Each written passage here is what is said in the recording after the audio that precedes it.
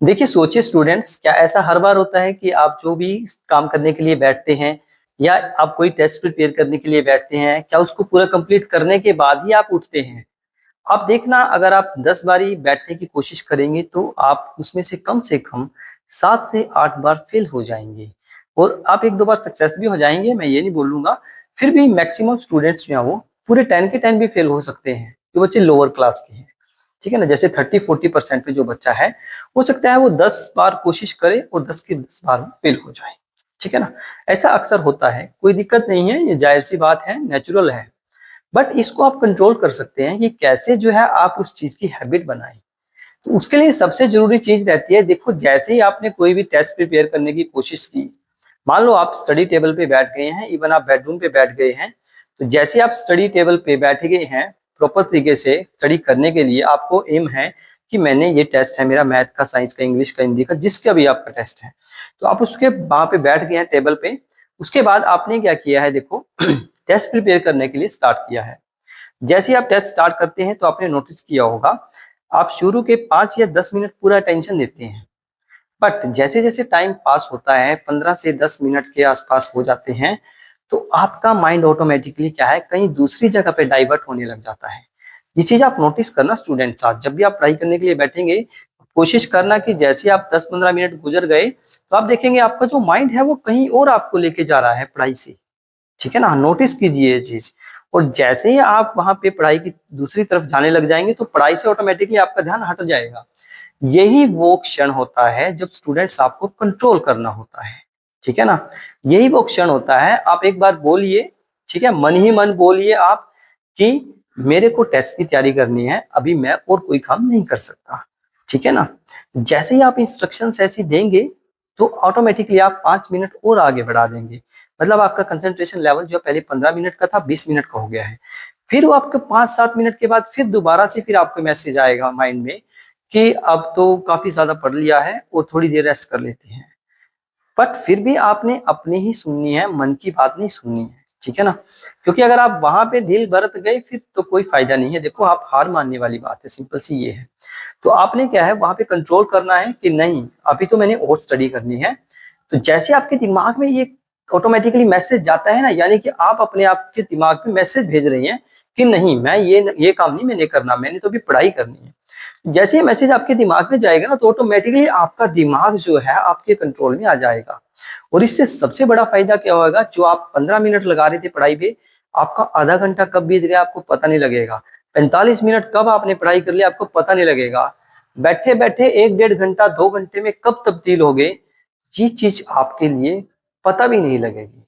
But problem यहाँ पे students के साथ क्या आती है, जब भी हम ऐसी बात उनको बताते हैं, तो वो 2-4 दिन तक तो बहुत अच्छे से फ़ॉलो करते हैं। जैसे उन्होंने रूटीन भी बनाया, काफ़ी अच्छा रूटीन बनाया, बहुत कोशिश करते हैं बच्चे, वो 5-7 दिन तक तो फ़ॉलो करते हैं। बट वो देखते हैं कि 5-7 दिन हो गए हैं, हमने कर लिया है, उसके बाद क्या करते हैं वो, ट्राई नहीं करते हैं। यानी कि उसको कहीं न कहीं कोई भी रीज़न हो सकता है, उसकी वजह से वो उसको छोड़ देते हैं।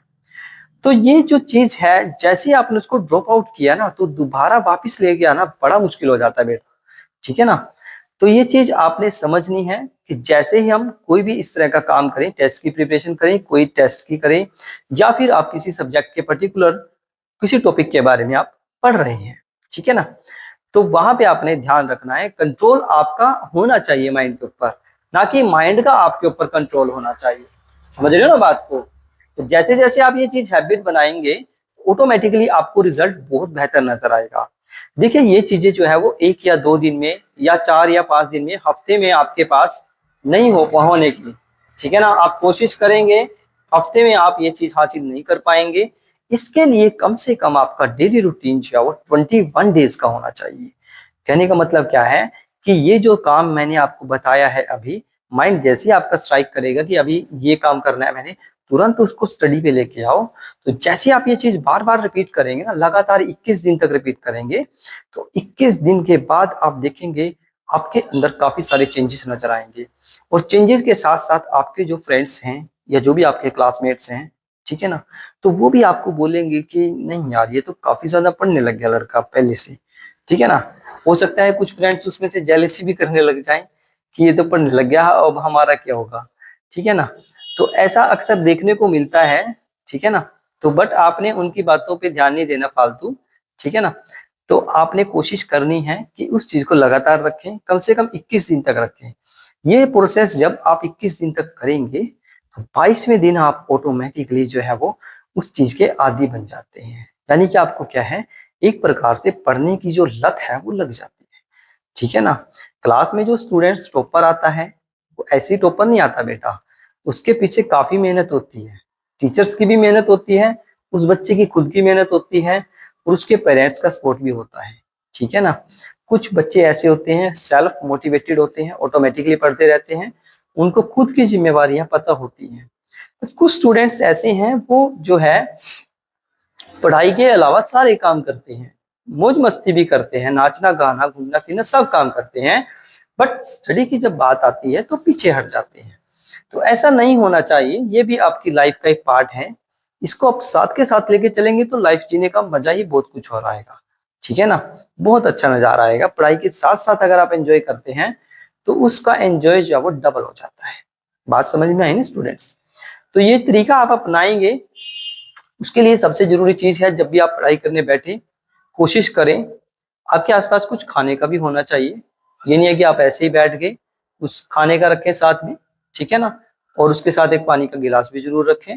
तो आपको क्या मतलब उठने की ज्यादा मतलब कोशिश ये करें कि आप कंसंट्रेशन वहीं पे रखें। मेरा मतलब कहने का सिंपल सा ये है, अगर आप बार बार उठते रहेंगे एक सीट से तो उससे क्या है आप जो है वो डाइवर्ट होते रहेंगे पढ़ाई की वजह से और डिस्टरबेंस ज्यादा क्रिएट होती रहेगी। कोशिश कीजिए एनवायरनमेंट बिल्कुल सेफ रखिए, नॉइस फ्री एनवायरनमेंट होना चाहिए आपका। कोई रूम हो, कोई आपका स्टडी अलग से टेबल हो, कोई भी ऐसा मतलब जहाँ पे एकांत हो, ठीक है ना। तो इस तरह की चीजें अगर आप करेंगे तो मैं कहता हूँ डेफिनेटली 21 के 22वें दिन के बाद आप ऑटोमेटिकली कहेंगे कि सर आज तो कमाल हो गया जी, ठीक है ना।